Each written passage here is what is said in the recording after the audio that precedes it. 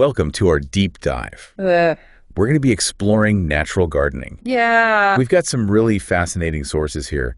The Natural Gardener's Companion. It seems like you're really interested in how this can benefit both the environment and your own personal well-being. Absolutely. And I'm with you. I think this stuff's really interesting. Like, I love this idea of companion planting, where certain plants can actually, like, help each other out. Yeah. Like, marigolds acting as like tiny bodyguards for your tomatoes. Right.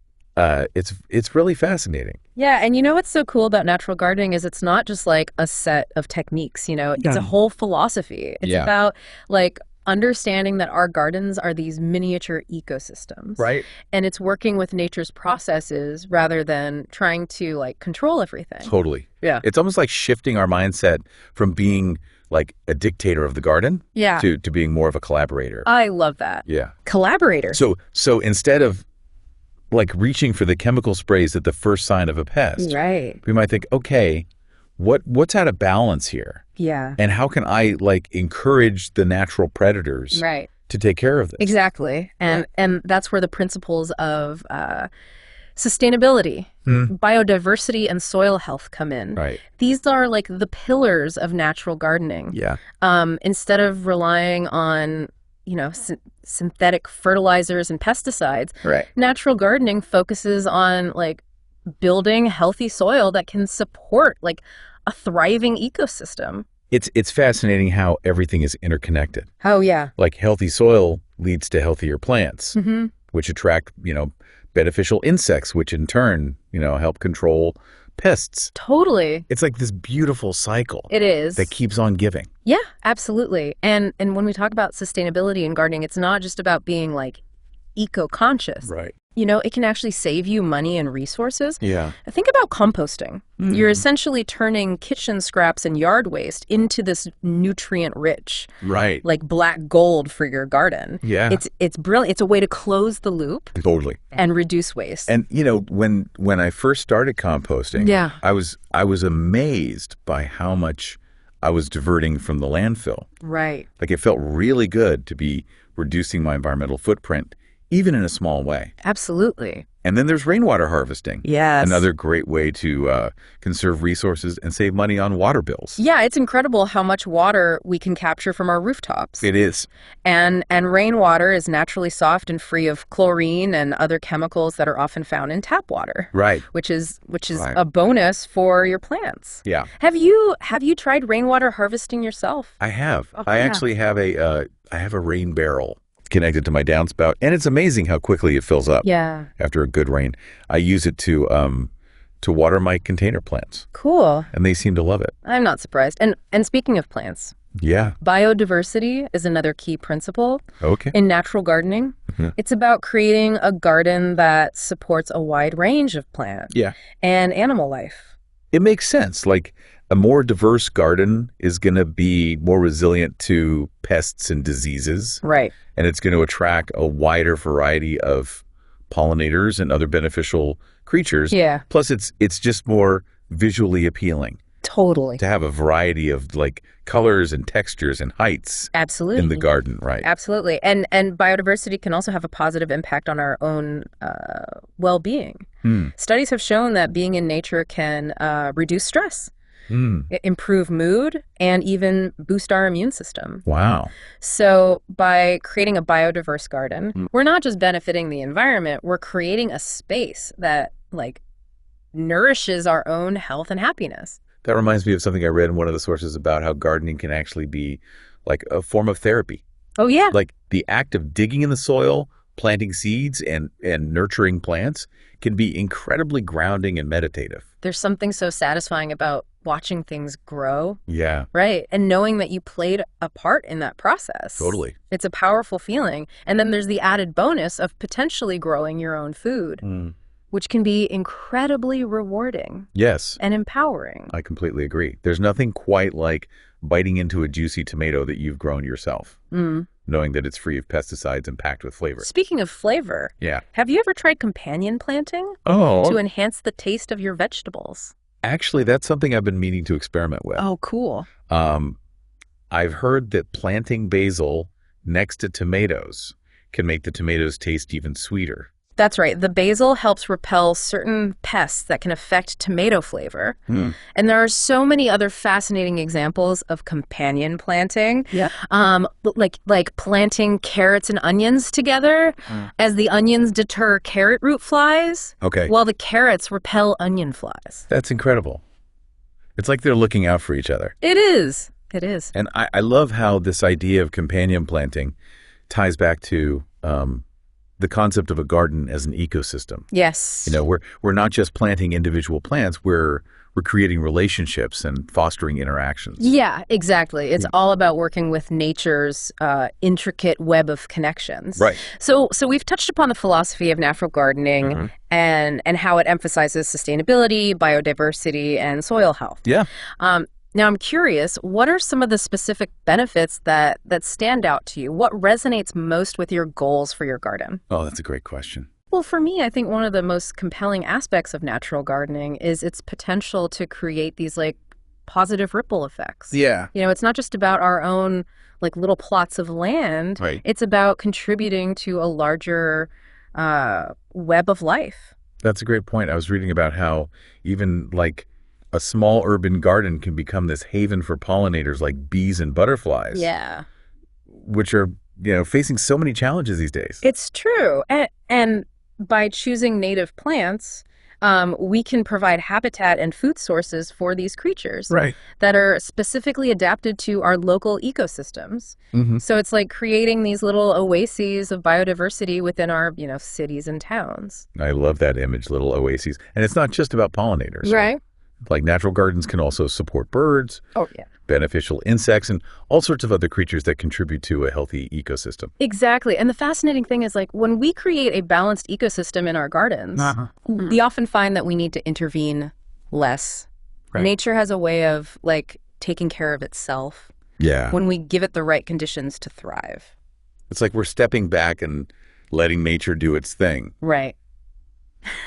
Which it can be a bit of a shift in mindset, I think. Yeah. For those of us who are used to controlling every aspect of our gardens. Totally. Yeah, I think that's a key part of the learning process in natural gardening is about letting go of some of that control and embracing the unexpected. That resonates with me. I remember when I first started experimenting with natural gardening. Yeah. I was so used to reaching for a solution. Right. For every problem, like a pesticide for this. Yeah. A fertilizer for that. Right. But over time, I've learned to observe more, to understand the underlying causes, and to find more natural solutions. It sounds like you've really embraced that shift in thinking, and it's not always easy, especially when we're bombarded with messages about quick fixes and instant results. Right. You know, natural gardening requires a bit more patience. Yeah. And a willingness to, learn from our mistakes. It definitely does. But I think that's also part of the appeal, right? Totally. It's a journey of discovery. It is. And there's always something new to learn. Absolutely. And the rewards are so worth it. Yeah. Not just in terms of a healthier garden, but also in terms of, our own personal well-being. I completely agree. I find that spending time in my garden is incredibly therapeutic. Yeah. It's a chance to unplug. To connect with nature. Yeah. And to get my hands dirty in a good way. There's something so grounding about working with the soil. Yes. And it's not just about the mental benefits. Gardening can also be great exercise. That's true. All that digging and planting and weeding. Right. It can really get your heart rate up. It's a workout that doesn't feel like a workout. I know. And then there's the satisfaction of harvesting your own food. Yeah. Which is a whole other level of reward. Absolutely. There's nothing quite like the taste of, freshly picked vegetables, especially when you've grown them without using harmful chemicals. And I think that sense of empowerment is a big part of the appeal of natural gardening too. Yeah. We're taking control of our food sources. Right. We're reducing our environmental impact. And we're creating this beautiful and healthy space for ourselves and our families. It's about reclaiming that connection to nature. Yeah. That's so often lost in, our modern lives. Right. And it's not just about individual benefits. Natural gardening can also foster a sense of community. That's so true. I've seen it firsthand in community gardens. Yeah. Where like people from all walks of life come together to grow food, to share knowledge, and to build relationships. It's a beautiful reminder that we're all connected, both to each other and to the natural world. Yeah. And when we tend to our gardens, we're tending to something much larger than ourselves. Yeah, I love that thought.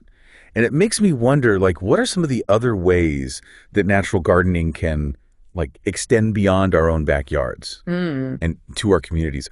Are there resources about that in the material? There are. One of the sources mentions this concept of guerrilla gardening. Oh, okay. Where people plant flowers and vegetables in neglected public spaces. Think traffic islands, abandoned lots, even sidewalk cracks. Right. It's a way to, beautify the urban landscape, promote biodiversity, and spark conversations about sustainability. I've seen examples of that in my city. Oh, cool.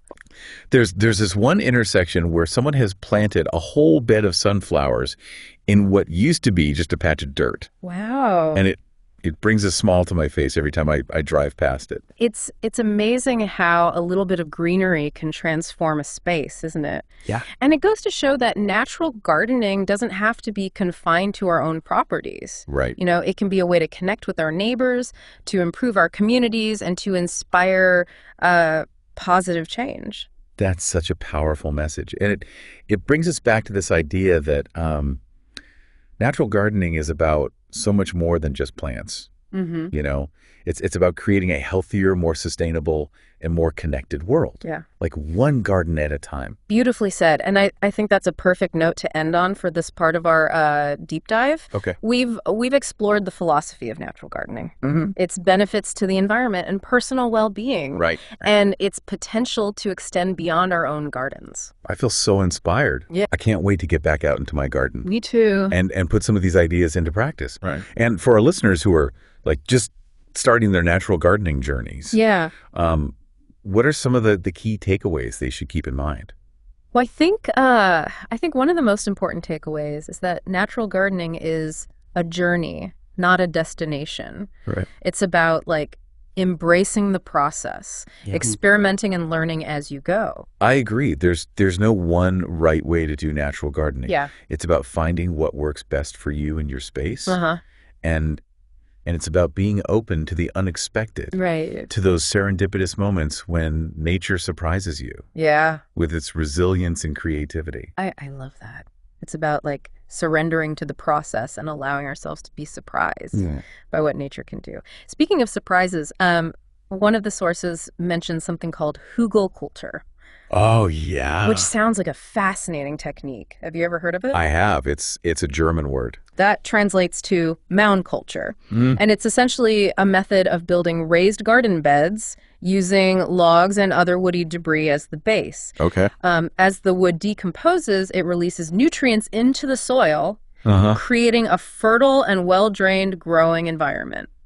That sounds amazing. It's like composting on a grand scale. It is. And I love how it incorporates natural materials that might otherwise go to waste. Right. It reminds me of another technique I read about called lasagna gardening. Yes. Where you layer different organic materials like cardboard, leaves, and grass clippings to create like a no-dig garden bed. Oh, yeah. Lasagna gardening is a fantastic way to build soil fertility without tilling. Right. It's especially helpful for those with heavy clay soil or compacted ground. Yeah. As the layers create air pockets that allow roots to penetrate more easily. It sounds like both hugelkultur and lasagna gardening are great examples of how natural gardening encourages us to think outside the box and to find like creative solutions using readily available materials. Absolutely. And I think that spirit of resourcefulness is a big part of the appeal of natural gardening. Yeah. It's about working with what we have, whether it's fallen leaves, kitchen scraps, or even those pesky weeds that pop up in our gardens. Speaking of weeds, yeah. One of the sources had an interesting perspective on them. Instead of seeing them as like enemies to be eradicated, right? It suggested viewing them as indicators.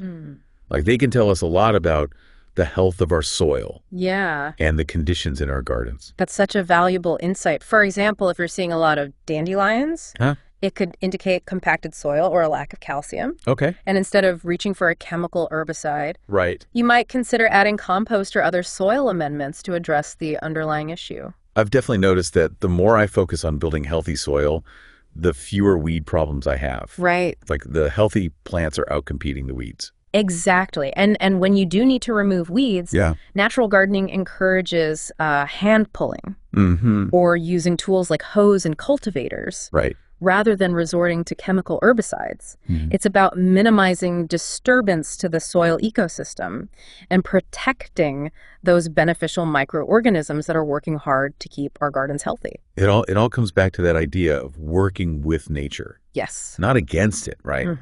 And I think that's a beautiful and empowering way to approach gardening.